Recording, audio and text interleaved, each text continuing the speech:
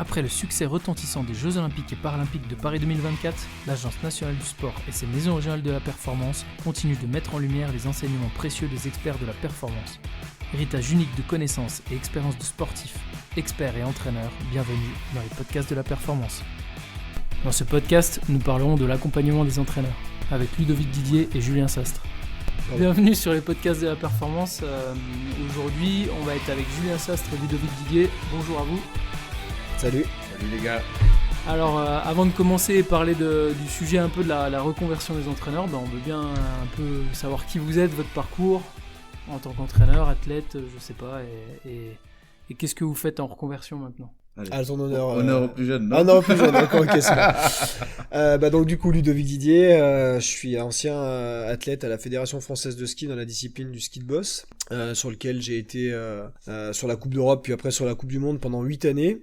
Après mon arrêt de carrière, j'ai entraîné le club des sports de Méribel pendant 3 ans, avec le comité de Savoie, et suite à ça, je suis rentré entraîneur adjoint pendant 2 années jusqu'en 2011 à la Fédération Française de Ski sur le groupe Coupe du Monde de Boss, et ensuite j'ai pris la responsabilité de ce groupe en 2013 avant les Jeux Olympiques de Sotchi, et donc je suis resté à la tête de cette équipe pendant 3 Olympiades, donc j'ai arrêté mon mandat d'entraîneur en 2022 après les Jeux de Pékin. Donc 3 Olympiades riches avec un apprentissage à Sotchi, une médaille d'or à Pyeongchang, et puis on va dire un relatif échec entre guillemets avec les 2 4e places à Pékin en 2022. Et donc suite à ça, c'est Claude Onesta qui a eu l'amabilité de me contacter pour pouvoir me proposer un poste au sein de l'Agence nationale du sport pour venir à ses côtés dans son équipe, sur lequel je suis toujours aujourd'hui. Enchanté, Julien Sastre. Moi, j'ai démarré mon parcours professionnel avec 20 ans, quasiment à la Fédé de cyclisme. Je suis rentré en 2006 en tant que conseiller technique national en charge de l'équipe de France Junior, en gros, et du pôle France Jeune BMX qui était situé à Bourges, donc sur la discipline du BMX Racing. Donc j'ai fait 8 ans, on va dire 8 ans les jeunes, l'entraînement des jeunes, et en 2014 j'ai pris le poste de sélectionneur de l'équipe de France de BMX Racing, avec un peu comme Ludo, 3 Olympiades dans mon parcours, donc en 10 ans de temps. Rio qui était plutôt une mission commando, parce que je suis arrivé, on va dire véritablement 1 an et demi avant les Jeux de Rio. Tokyo qui, malgré une performance honorable, restera quand même une cicatrice, on va dire, à vie dans le parcours, puisqu'on place tous les athlètes en finale des Jeux Olympiques et on revient sans médaille. Et Paris, que peut-être un peu plus de monde a pu identifier cet été, avec ce fameux triplé olympique le soir du 2 août 2024. Et puis maintenant, comme Ludo, pareil, j'ai intégré l'Agence nationale du sport en tant que conseiller haute perf. C'était une volonté de ma part d'arrêter après les Jeux de Paris. Moi je l'avais annoncé avant même d'avoir le résultat.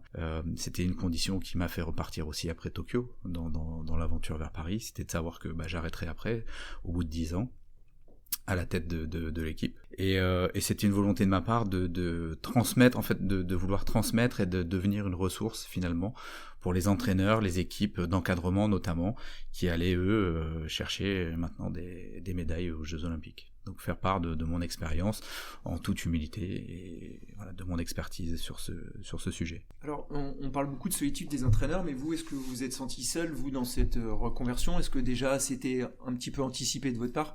Pour être franc, dans la reconversion, oui. Parce que déjà, il fallait que je sache. Moi, je savais que je voulais arrêter, mais je savais pas forcément tout de suite. J'ai pas tout de suite su ce que je voulais faire. Donc, je pense que peut-être le premier ingrédient, c'est d'identifier en fait ce qu'on veut vraiment faire. Moi, ça m'a mis un petit peu de temps. J'ai réfléchi sur ce qui me faisait envie, sur ce qui était mes singularités, mes forces.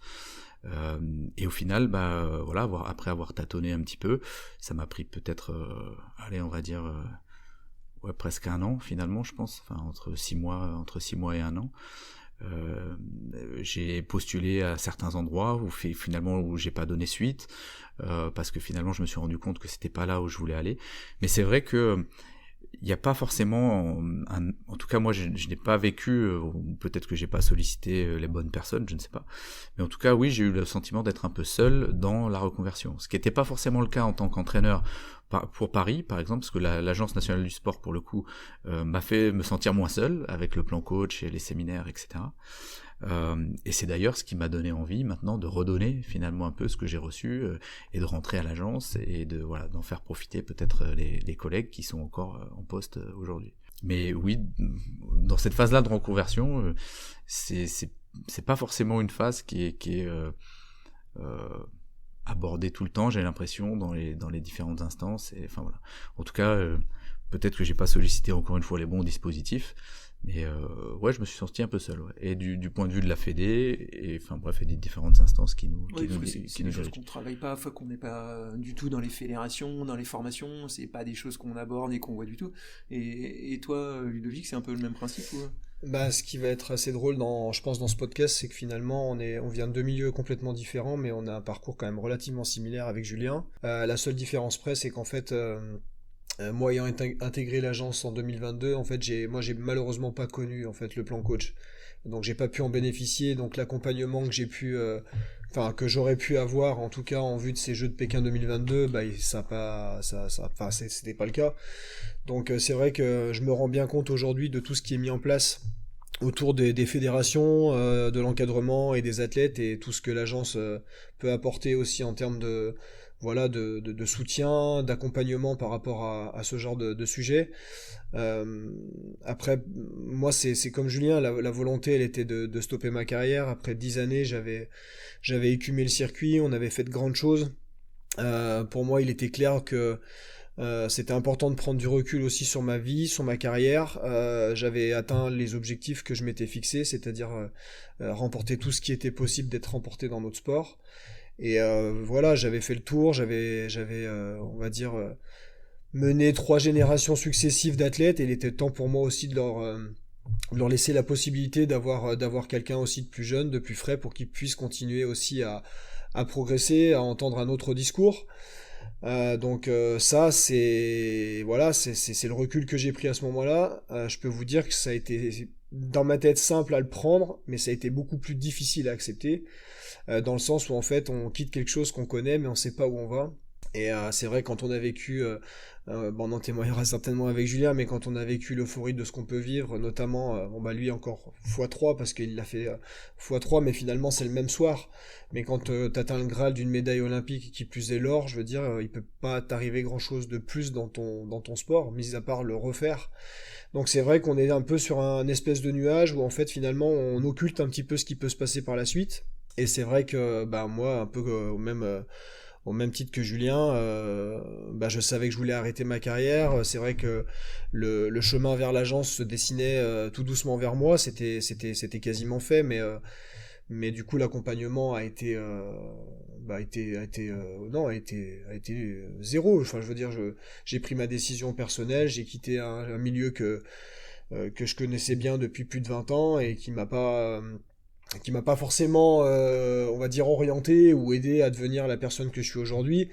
Et du coup, je pense que, à la différence de Julien, même si ça paraît différent, ça l'est pas énormément, parce que du coup, moi, cet accompagnement que j'ai pas pu avoir, ou en tout cas que j'aurais aimé avoir à ce moment-là, et aujourd'hui, au sein de l'agence, c'est quelque chose que je ne veux plus entendre, en fait. C'est quelque chose que je veux plus qu'on vienne me dire, non, on n'est pas accompagné, on n'a pas la possibilité de pouvoir faire. Et du coup, je pense que c'est fort de cette expérience que j'ai vraiment envie, au même titre que Julien aujourd'hui, de moi aussi redonner mon expérience et justement faire en sorte que, à ce moment-là de reconversion ou d'envie de changer, de pouvoir accompagner mieux les entraîneurs qui sont en motivation, en tout cas de s'arrêter et de se reconvertir.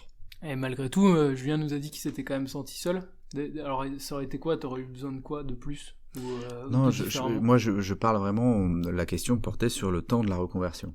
Moi je me suis absolument pas senti seul dans la course à la médaille olympique, notamment pour Paris, parce que déjà à l'intérieur de l'équipe, avec le staff, avec la fédération, et maintenant, entre Tokyo et Paris, avec l'Agence nationale du sport qui a ce fameux plan coach, qui réunit les coachs régulièrement, qui les accompagne.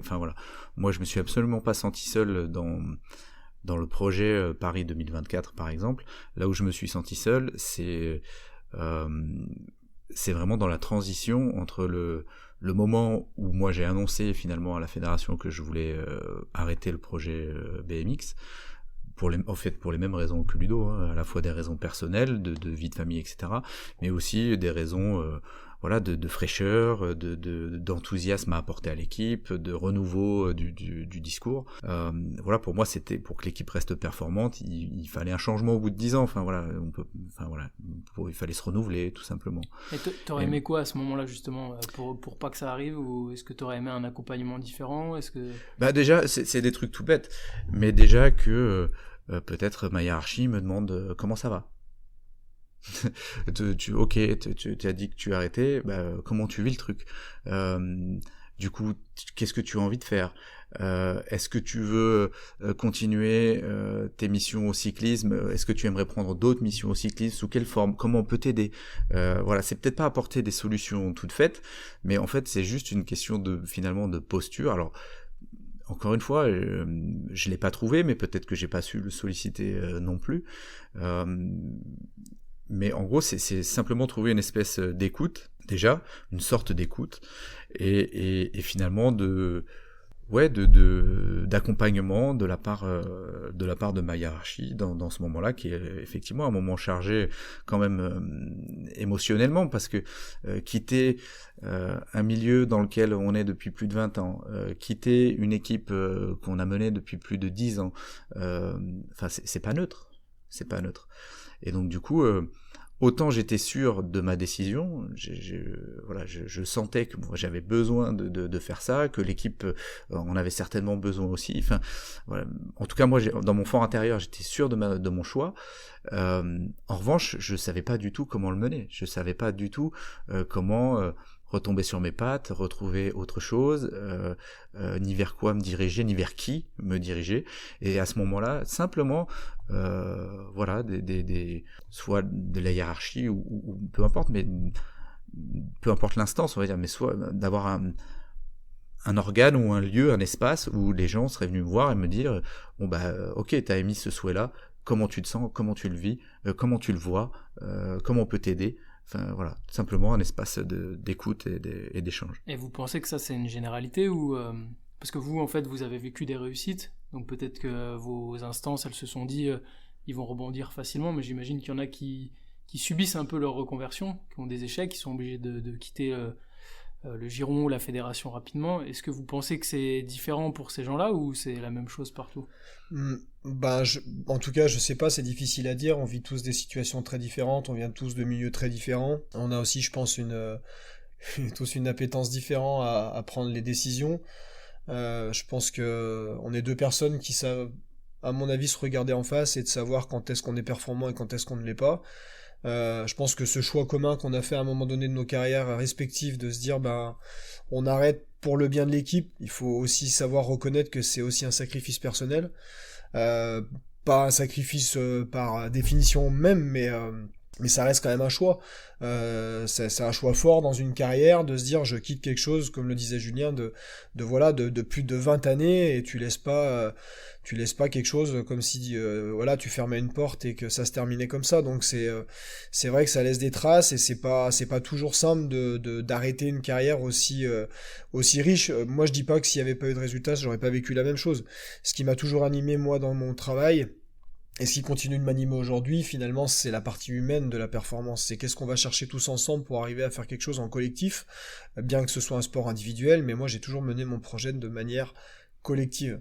Et c'est vrai que quand tu quittes ce genre de truc, finalement tu quittes un peu la meute et tu te retrouves seul, et c'est là que c'est le plus difficile, parce que finalement tu te rends compte que finalement tout ce que t'as donné, on va dire que pas forcément à la reconnaissance, mais en fait tu passes de tout à rien du jour au lendemain, et c'est vraiment très difficile à vivre. Il y a eu des moments qui ont pas été simples, et en même temps motivés par aussi l'envie de se dire j'ai envie de faire partager cette expérience encore, parce que c'est une passion, parce que j'ai envie de le faire, et parce que je pense que c'est aussi grâce à ce genre d'expérience comme les nôtres qu'on va réussir peut-être aussi à transformer quelque chose à un moment ou à un autre. Et je pense qu'il y a une vraie sensibilité à avoir, parce qu'aujourd'hui, je pense que sur ces dispositifs-là de reconversion pour les athlètes, la question de la santé mentale des athlètes, elle devient assez centrale, j'ai l'impression, ces derniers temps.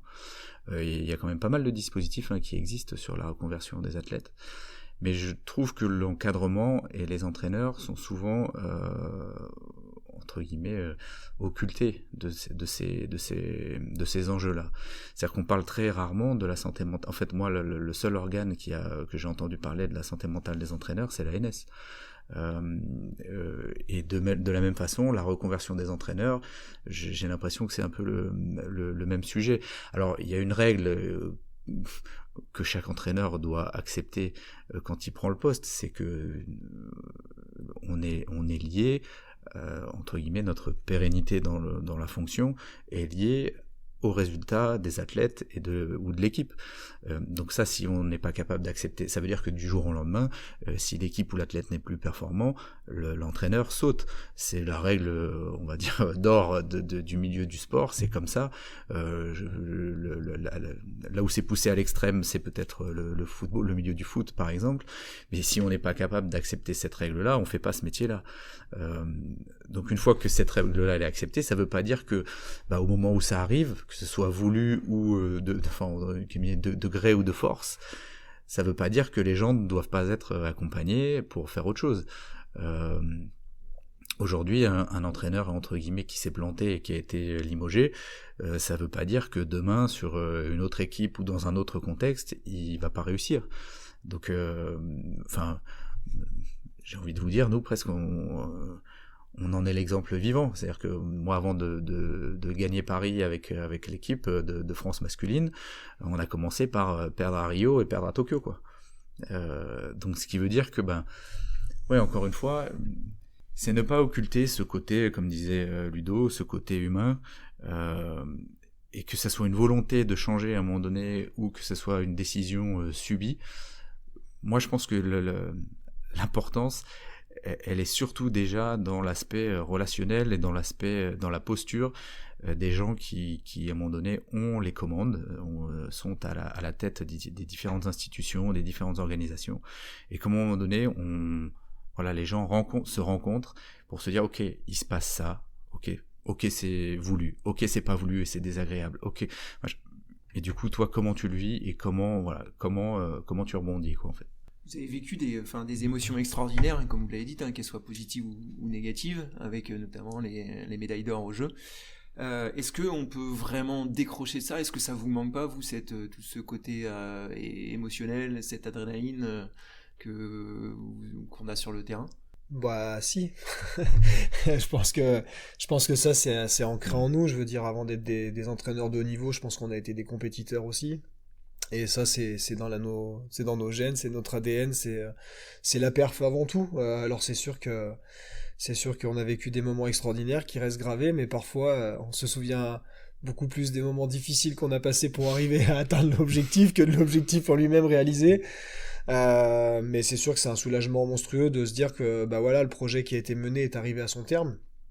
Déjà par fierté personnelle de se dire l'accompagnement que j'avais mis en place, ou en tout cas tout ce que j'ai mis en place avec le staff qui m'accompagnait, ça a marché, et au même titre après derrière de se dire qu'est-ce qu'on en ressort de ça, et qu'est-ce qui va rester dans cette trace indélébile finalement de ces résultats. C'est une fois de plus une question d'humanisme, de transmission, de se dire la trace qu'on laisse, on espère qu'elle va pouvoir être suivie par les jeunes qui arrivent derrière et qui vont continuer à mener, je l'espère, avec autant de passion qu'on l'a fait sur nos fonctions qui étaient les nôtres.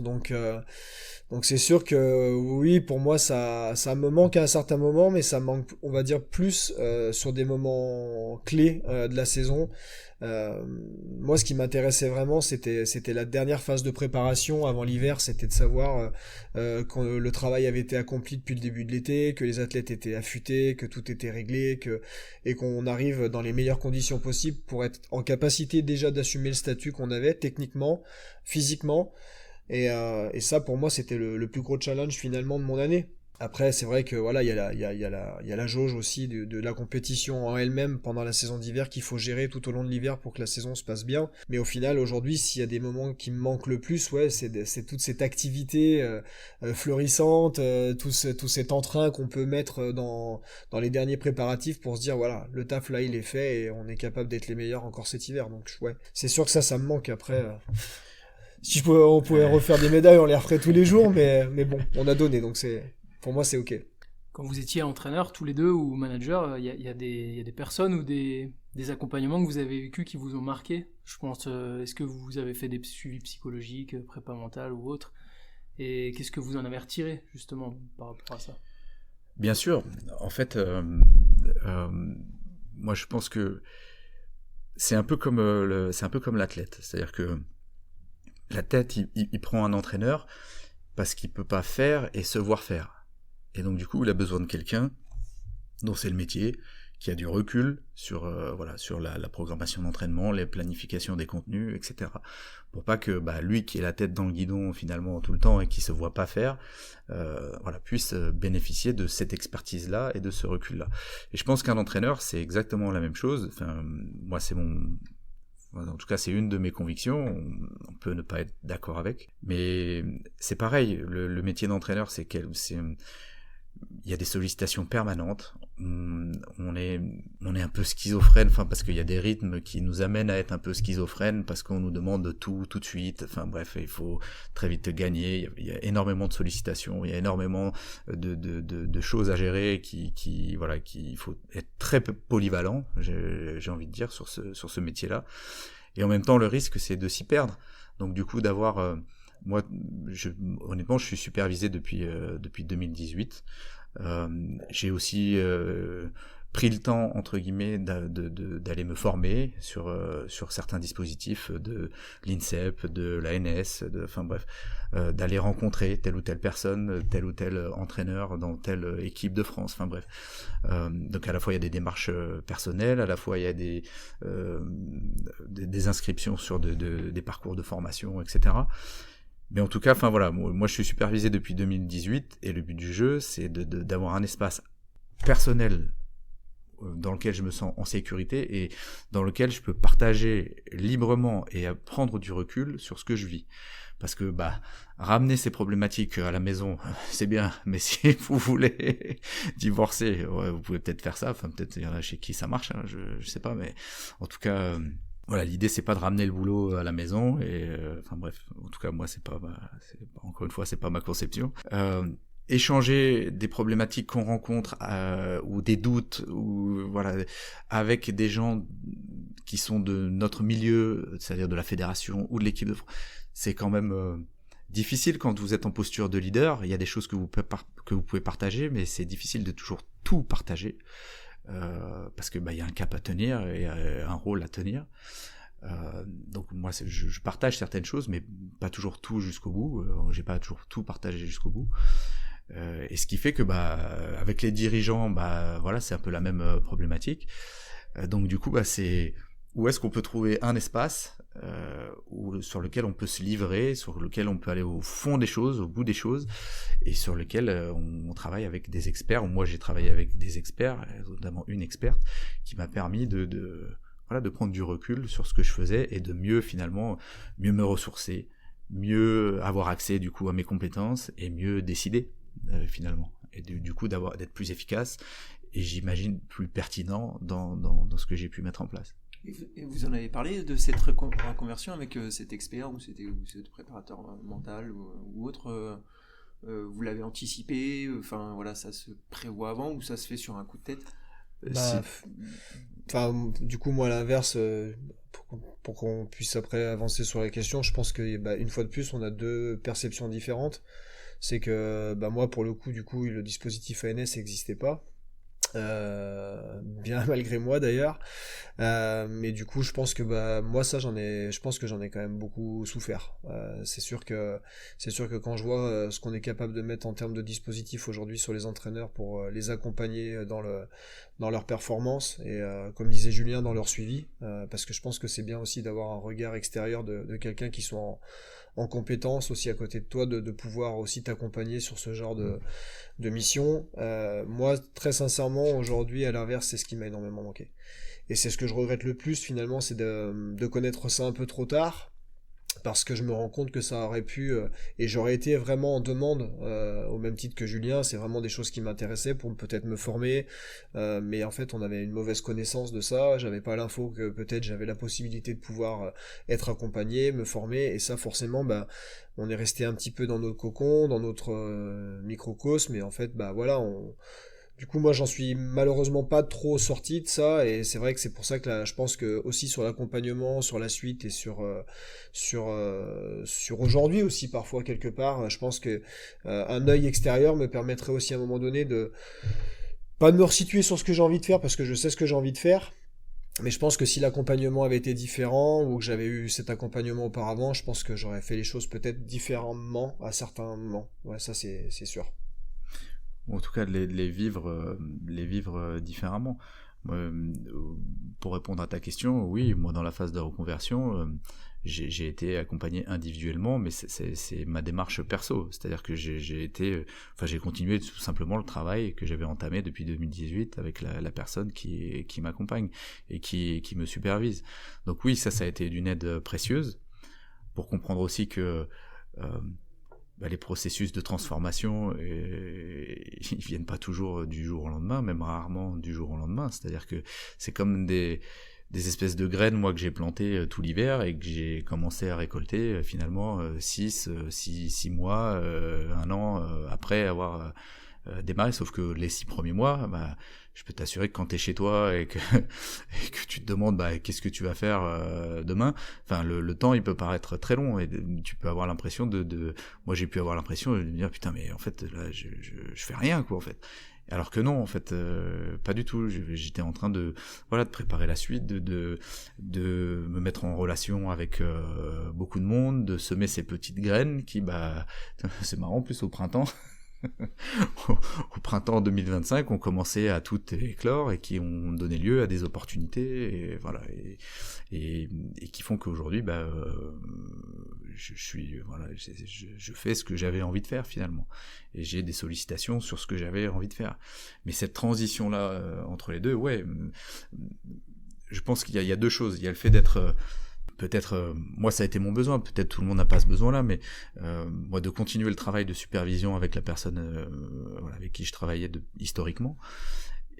Mais il y a la question aussi quand même de la hiérarchie et entre guillemets de l'accompagnement de la hiérarchie, parce que ça c'est une démarche personnelle. Mais encore une fois, comment nos dirigeants et nos instances dirigeantes, entre guillemets, se préoccupent de ce qu'on vit et de la manière dont on le vit. Et ça, je pense que humainement, enfin en tout cas pour ma part, je trouve que c'est un point qui est extrêmement important pour partir, entre guillemets, si on doit changer, faire autre chose, sereinement, pouvoir laisser la place propre et un projet en bon état de fonctionnement, enfin bref, pour plein de raisons. Je trouve que cette partie-là, je pense je sais pas comment c'est à l'étranger, mais j'ai l'impression qu'en France, on pourrait y progresser dessus. Ouais. Est-ce que dans votre progression, où vous avez quand même performé tous les deux, malgré des différences d'accompagnement, est-ce qu'il y a une formation, une rencontre, ou je sais pas, un livre qui vous a marqué et qui vous a transformé, que vous pourriez conseiller à un entraîneur ou... C'est sûr que moi j'ai quand même beaucoup lu sur pas mal de profils d'entraîneurs, en tout cas, c'est ce qui m'intéressait. Après, plein d'autres bouquins aussi, mais c'est vrai que j'ai eu pas mal de biographies d'entraîneurs qui avaient quand même réussi. À l'intérieur de ces réussites, il y a forcément des échecs. Qu'est-ce qu'on en ressort? Et ça, c'est vrai que ça m'a beaucoup aidé à certains moments. Donc, après, très honnêtement, c'est pas parce que c'est Claude, mais le livre de Claude m'a beaucoup touché dans le sens où finalement c'est la première fois que je me rendais compte que finalement même si Claude était un entraîneur de ce niveau-là, finalement les problématiques qu'on vivait étaient les mêmes, que finalement son bouquin, j'ai l'impression que parfois entre les lignes c'était moi qui étais dans le bouquin, et finalement c'est aussi ce qui fait la force de ce métier quelque part, c'est que finalement on se connaît pas tous, on a tous des problématiques différentes, mais qui sont tous liées à la même chose. Donc c'est vrai que dans ces bouquins, et en l'occurrence dans celui-ci, il y a beaucoup de choses dans lesquelles je me suis retrouvé et qui m'ont permis parfois de voir les choses différemment. Ça, c'est sûr. Mais par contre, il y a quelque chose que moi je m'étais toujours promis, c'était de garder mon cap, malgré le manque d'accompagnement que j'avais pu avoir, c'était de me fixer un cap et de pas le déroger, parce que je voulais pas être on va dire déçu d'avoir changé de route ou de cap ou de vision de ce que j'avais envie de faire et de comment j'avais envie de la mener. Le projet, je l'avais pris en main, je l'avais assumé et je voulais le conduire jusqu'au bout. Donc pour moi, c'était important de pouvoir être persuadé de ce que j'avais envie de faire au fond de moi-même. Et pour ma part, ouais, moi j'ai quelques ouvrages, ça c'est pas le sujet, mais je vous ai dit tout à l'heure, moi je marche beaucoup par le biais de rencontres. Et je suis quelqu'un aussi pour qui le collectif a une place très importante. Donc du coup, des gens qui ont pu m'inspirer, oui, forcément, déjà dans mon métier, les premiers, c'est les athlètes. Parce qu'encore une fois, c'est un peu comme les enfants, c'est-à-dire on grandit avec eux. C'est pas on élève des enfants, c'est on grandit avec eux. Donc les athlètes, je vous ai dit, moi je suis resté 10 ans à la tête de l'équipe de France. Je les ai vus pendant 10 ans, c'est-à-dire qu'ils avaient 20 ans, 22 ans à l'époque, et maintenant ils en ont 30, 32, 33 même pour les plus âgés. C'est-à-dire qu'on a grandi ensemble. Donc ça a été quand même la première source d'inspiration. Les gens aussi avec qui j'ai travaillé, notamment le staff de l'équipe de France, pareil, qui a été grosso modo le même pendant à peu près 10 ans. Donc je pense que mutuellement, on s'est fait aussi grandir et on s'est inspiré mutuellement. Et après, c'est des rencontres, on va dire, plus personnelles. Donc oui, par le biais de rencontres, il y a plein de personnes, moi, qui ont pu m'inspirer par moments. En général des personnes issues du milieu sportif et maintenant j'ai envie de dire, maintenant que je suis plus à la tête de cette équipe, j'ai presque envie d'aller voir en dehors du champ sportif, justement d'essayer de trouver des personnes, de rencontrer des personnes qui pourraient venir influencer et inspirer ma façon de faire, mais finalement qui viennent d'autres champs. Je pense aux neurosciences, il y a pas longtemps, j'ai sollicité pour une intervention Albert Moukébert, par exemple. Je vous avoue, par exemple, je suis très curieux d'essayer de collaborer un peu avec lui pour voir ce qu'il peut apporter. C'est un neuroscientifique, psychologue, clinicien. Voir ce qu'il peut apporter dans, par exemple, l'accompagnement et la formation des entraîneurs, par exemple. Parce que c'est un champ aujourd'hui, qui finalement est extérieur au sport, mais qui avec des connaissances et qui sont tout à fait applicables au champ du sport. Et donc faire évoluer le modèle, des fois, c'est venir y prendre des sources d'inspiration qui ne viennent pas forcément du champ en question. Par exemple, pour boucler avec Ludo, par exemple, une autre source d'inspiration, ça a été Michel Lucatelli, qui est à la tête de l'équipe de France de ski cross. Où finalement on a eu une démarche très personnelle où on s'est appelé et puis lui il s'est nourri de mon regard et de ce qu'on mettait en place en équipe de France de BMX pour reprendre un projet en vue des Jeux de Milan sur l'équipe de ski cross, et puis moi je me suis nourri de ce qu'il a pu mettre en place avec son équipe au moment des Jeux de Sochi en 2014 quand eux ont réalisé le triplé également. Ça c'était pour le petit clin d'œil au milieu du ski. Écoutez, merci pour vos témoignages inspirants et à bientôt sur un prochain podcast. Merci beaucoup. Merci à vous et à bientôt. Ce podcast vous a été présenté par deux conseillers au niveau haute performance, Patrick Juvin de la Maison régionale de la performance du Creps Centre Val de Loire et Stéphane Germain de la Maison régionale de la performance de Bourgogne-Franche-Comté.